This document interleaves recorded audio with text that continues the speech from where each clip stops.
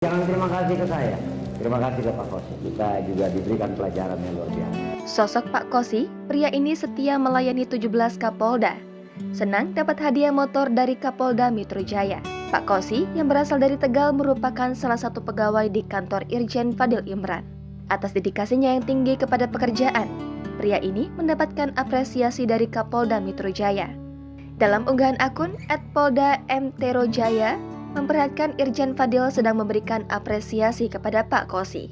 Pak Kosi ternyata merupakan sosok yang biasa melayani Irjen Fadil selama bekerja, seperti membuatkan minuman hingga menyapu ruangan. Irjen Fadil mengatakan terkadang kita lupa bahwa orang yang bertugas di sekeliling kita telah mengabdi bertahun-tahun. Meskipun tugasnya hal biasa dan kewajiban semata, namun hal tersebut adalah hal yang luar biasa. Tak hanya itu saja, Irjen Fadil juga selalu ingat bahwa Pak Kosi lah yang selalu membuatkan pisang goreng untuk di ruangannya.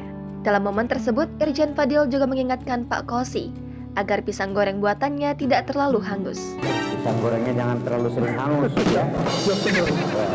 Setelah itu, Irjen Fadil pun mengatakan kepada teman-temannya yang makan pisang goreng di ruangannya harus berterima kasih kepada Pak Kosi, bukan ke dirinya.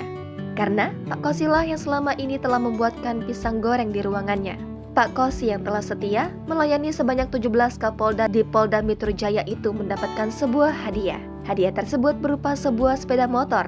Seperti diketahui, pada tanggal 6 Desember 2022 adalah merupakan HUT ke-73 Polda Metro Jaya.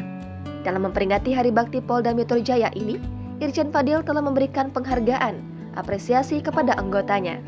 Tak hanya itu saja, Irjen Fadil juga turun langsung ke lapangan untuk memberikan bantuan kepada masyarakat dalam nuansa bakti Polda Metro Jaya.